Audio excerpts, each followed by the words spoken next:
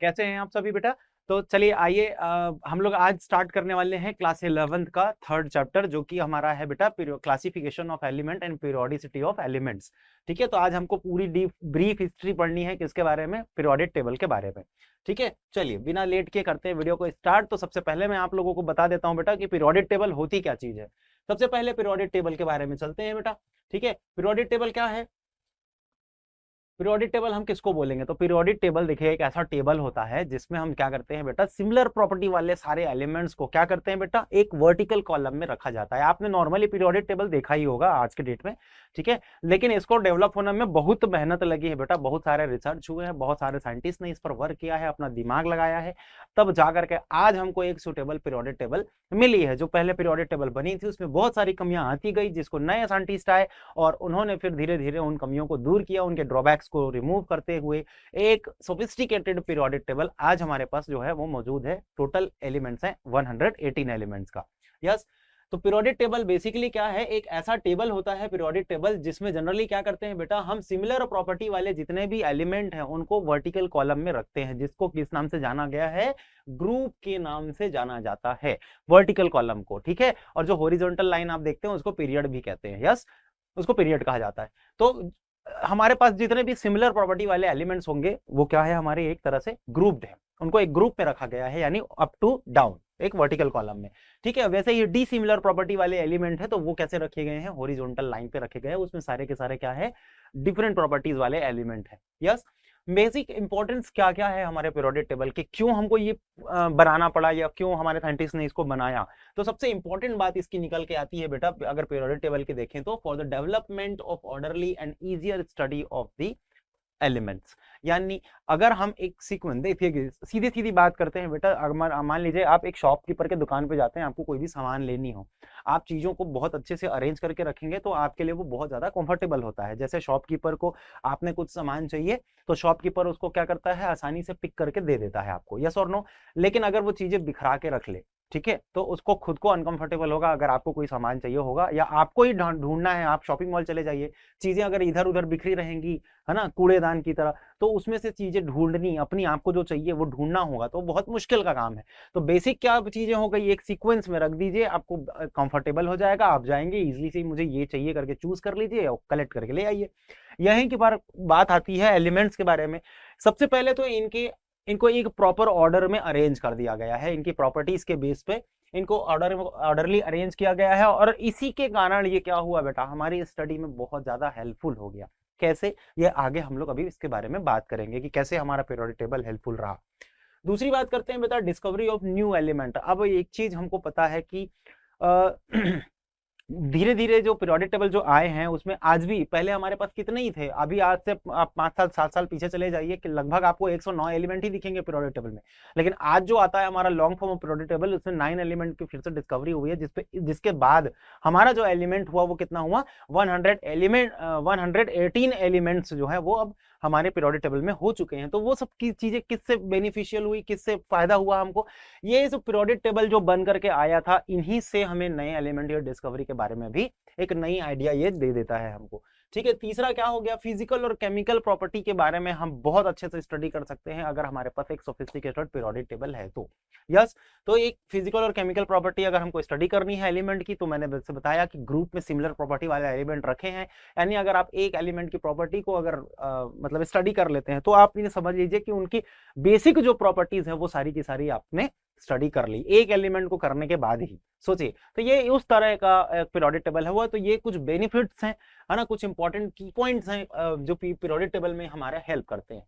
Basic बात करते हैं अगर हिस्ट्री की, चलिए यहां से हम लोग चालू करेंगे कि कैसे हमारी पीरियोडिक टेबल डिस्कवर हुई थी। तो बेसिक अगर बात करते हैं बेटा हिस्ट्री के बारे में पीरियोडिक टेबल की, तो हिस्ट्री जो स्टार्ट हुई थी वो हुई थी डाल्टन एटॉमिक थ्योरी को लेकर के। डाल्टन एटॉमिक थ्योरी के बारे में मैंने ऑलरेडी आपको पढ़ाया हुआ है फर्स्ट चैप्टर में, आप इसका वीडियो लेक्चर जा करके देख सकते हैं, जिसमें हमने डाल्टन की एटॉमिक थ्योरी के बारे में बात करी है और साथ ही साथ उसके लिमिटेशंस के बारे में भी बात करी है। डाल्टन की एटॉमिक थ्योरी जो है वो बहुत एक इंपॉर्टेंट फैक्टर बनकर के सामने आई थी जब पीरियोडिक टेबल की डिस्कवरी करनी होती है तो। ठीक है, क्योंकि उन्होंने बहुत सारी चीजों के बारे में हमें बता दिया था। ठीक है, एटॉमिक स्ट्रक्चर जो है वो बहुत ज्यादा नेसेसरी हो गया, ठीक है, पीरियोडिक टेबल को जानने के लिए, जिसकी वजह से, ठीक है, हमारा जो पीरियोडिक टेबल हुआ धीरे धीरे डिस्कवर हुआ। एटॉमिक स्ट्रक्चर के नाम के कारण ही हमारे बहुत सारे साइंटिस्ट, क्योंकि पीरियोडिक टेबल तो बनाना था, बहुत सारे साइंटिस्ट ने इस पर डिस्कवर किया। जैसे आपने पढ़ा होगा रदरफोर्ड का न्यूक्लियर मॉडल पढ़ा हुआ, बोर का मॉडल पढ़ा हुआ है।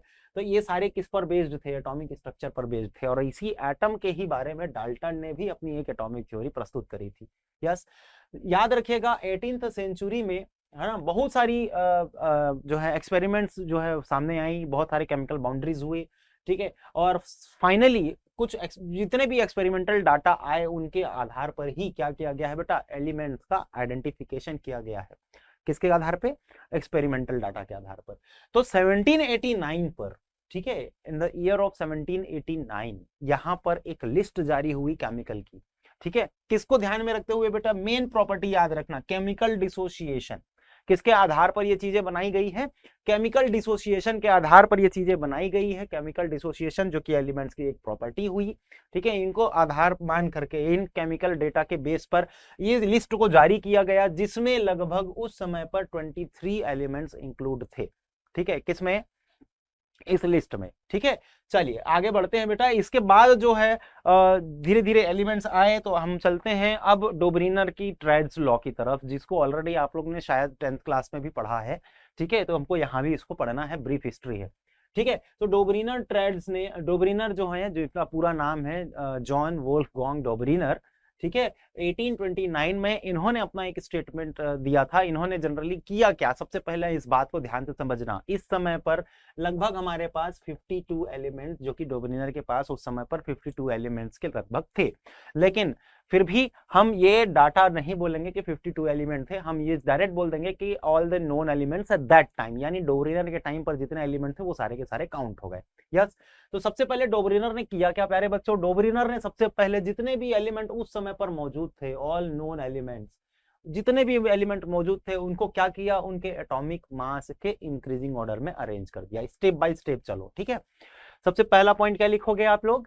डोब्रिनर ने क्या किया था उसके ऊपर? Dobereiner arranged all the known elements according to the increasing order of their atomic masses. उन्होंने एटॉमिक मास के इंक्रीजिंग ऑर्डर में उस समय पर जितने एलिमेंट्स मौजूद थे, जैसा कि मैंने बताया कि लगभग 52 एलिमेंट थे, उन्होंने क्या कर दिया बेटा? इसको अरेंज कर दिया बहुत अच्छे से। इसके बाद क्या किया कि उन्होंने एक चीज ऑब्जर्व करी कि उन्होंने प्रॉपर्टीज के बारे में स्टडी करी सारे एलिमेंट की, और प्रॉपर्टीज के बारे में स्टडी करने के बाद इनको ये चीज फाइंड आउट हुआ कि बहुत सारे एलिमेंट जो है वो सिमिलर प्रॉपर्टी शो कर रहे हैं। तो उन्होंने क्या किया?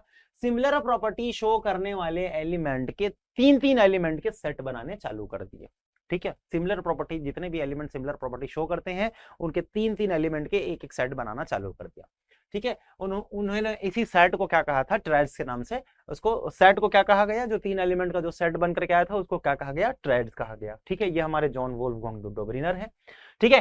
थर्ड, उन्होंने इस चीज को ऐसा करने पे उन्होंने क्या पाया? आप ध्यान से समझिएगा। ऐसा करने पे उन्होंने क्या पाया कि बीच वाले एलिमेंट का एटॉमिक मास जो पाया उन्होंने, जैसे 3 एलिमेंट हैं ए बी सी, तो बीच वाले एलिमेंट का जो भी एटॉमिक मास है वो उसी सेट में प्रेजेंट बाकी जो 2 एलिमेंट हैं उनके एटॉमिक मासेस का मीन वैल्यू है उसके अप्रोक्सीमेटली सिमिलर आया। जैसे हमने बता दिया, he observe that atomic mass of हर मीड एलिमेंट का, every mid element is approximately similar. किसके सिमिलर हुआ?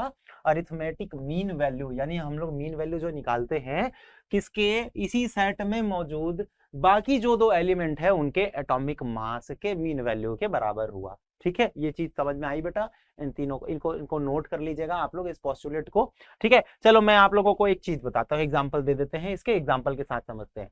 आप यहाँ पर देखिए, मैंने एक टेबल यहाँ पे मेंशन कर रखा हुआ है जिसमें मैं बता दे रहा हूँ आपको, जैसे लिथियम हुआ, सोडियम हुआ और पोटेशियम हुआ, इनका हमने क्या कर दिया? ये क्योंकि तीनों सिमिलर प्रॉपर्टी है, तीनों मेटल है, सबकी वैलेंसी 1 होती है, तो डोब्रिनर ने क्या किया? इन तीनों का मिला करके एक सेट बना दिया। यस, इस सेट में इन्होंने क्या देखा? जैसे लिथियम का एटॉमिक मास कितना है बेटा? 6.9।